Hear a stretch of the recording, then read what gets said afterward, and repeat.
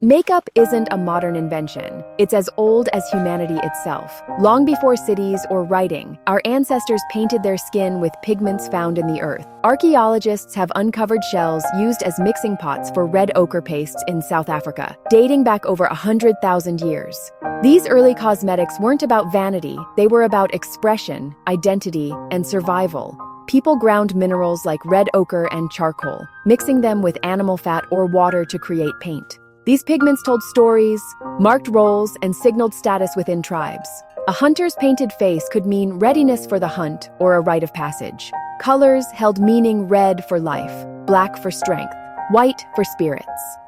This language of color was universally found from Africa to Australia, Europe to the Americas.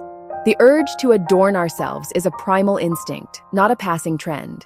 Before we built monuments, we painted our faces, art, technology, and communication in one. These first cosmetics connected us to each other and to the world around us. The act of applying color was a ritual, a way to transform and belong. It was a sign of complex thought and culture, a step toward civilization. Early makeup was about more than beauty, it was about being human. The story of makeup is the story of us, stretching back to the dawn of our species. Our ancestors' painted faces remind us that creativity and self-expression are timeless. The journey of makeup began in the shadows of prehistory and continues today. It's a thread that links us to the very beginning of human culture. In early societies, makeup was a tool for ritual, identity, and protection. Body paint transformed participants during ceremonies, marking transitions like coming of age. Patterns and colors signaled clan, rank, or achievements. Visual shorthand for social structure.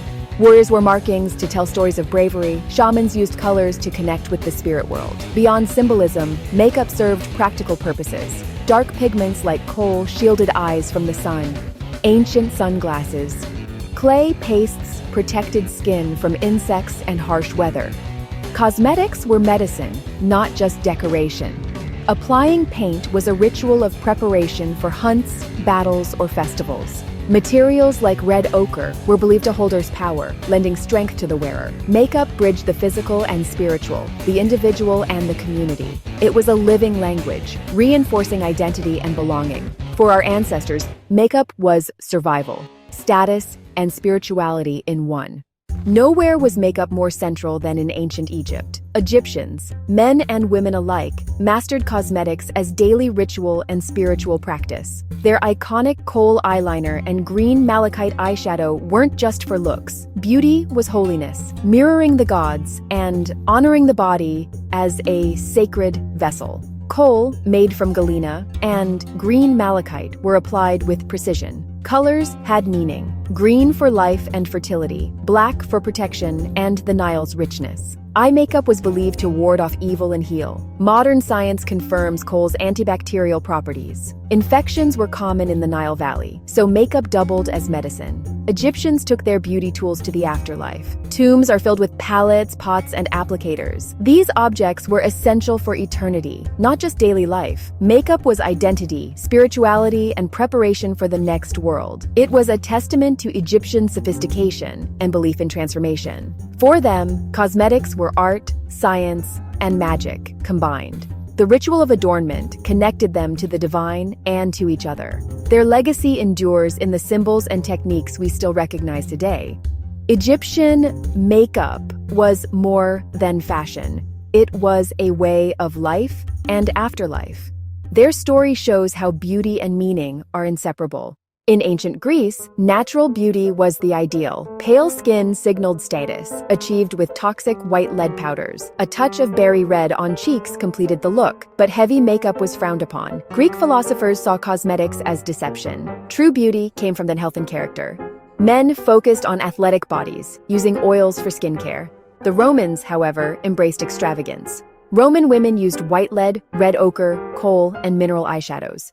Beauty became a symbol of luxury in urban sophistication. Yet, debates about vanity and morality persisted. Some saw makeup as a sign of decline. Others, like poet Ovid, celebrated cosmetics as an art. For Romans, makeup was both status and self-expression. The tension between nature and artifice shaped Western beauty ideals for centuries. In India, cosmetics are woven into spirituality and health. Ayurveda teaches that beauty reflects inner well-being. Ingredients like kajal protect and soothe. The bindi marks the third eye, symbolizing wisdom and devotion. Henna tattoos celebrate joy and new beginnings, especially at weddings. In China, makeup styles shifted with dynasties. Tang women wore bold white faces, red cheeks, and ornate forehead designs, signals of status and sophistication. Makeup was a marker of place in the imperial court. In Japan, geisha makeup is art and social code.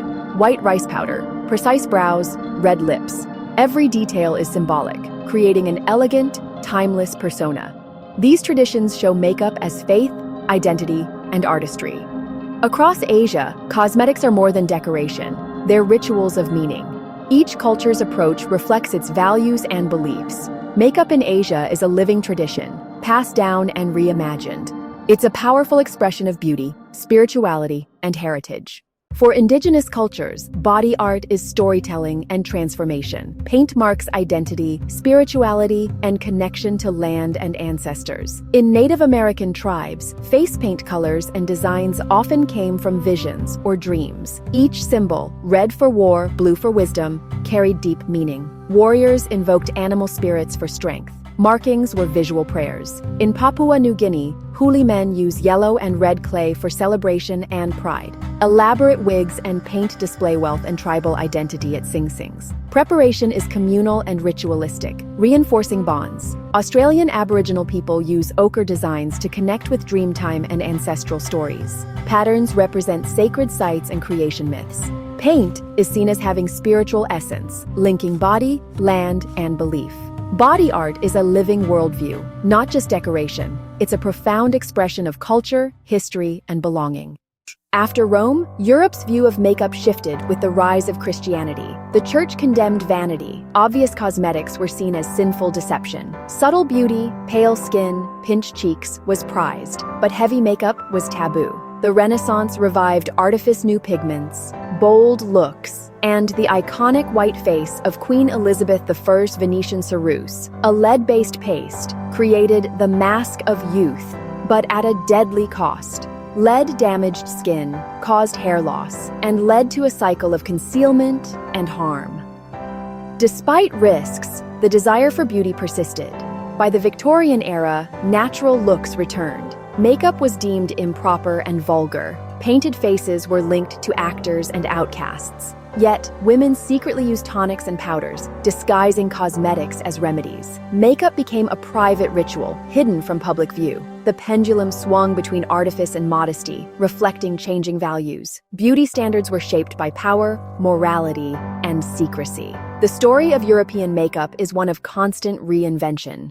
The quest for beauty has often come at a dangerous cost. Lead-based powders, used for centuries, created the prized pale complexion, but poisoned users. Symptoms included skin damage, hair loss, and even death. Mercury, another toxic metal, was used to lighten skin and treat blemishes, causing tremors and memory loss. Eye cosmetics like kohl sometimes contained lead. Belladonna drops dilated pupils but risked blindness. Vermilion, a mercury-based red pigment, was used for lips and cheeks.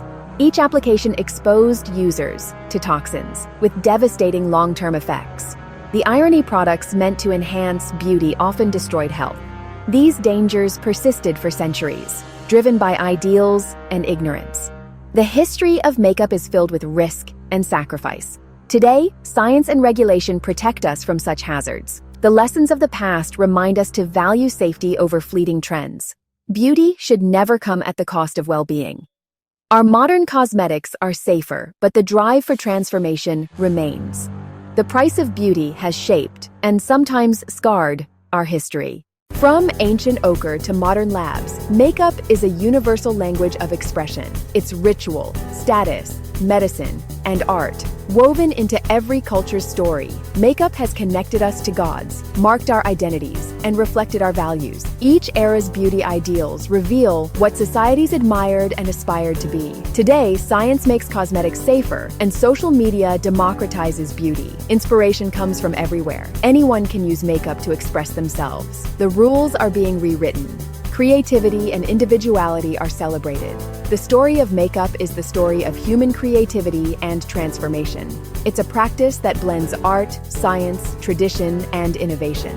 Applying color links us to ancestors and to each other. Makeup is more than enhancement. It's a mark of humanity. For as long as we've existed, we've painted our faces and told our stories. The journey continues, one brushstroke at a time.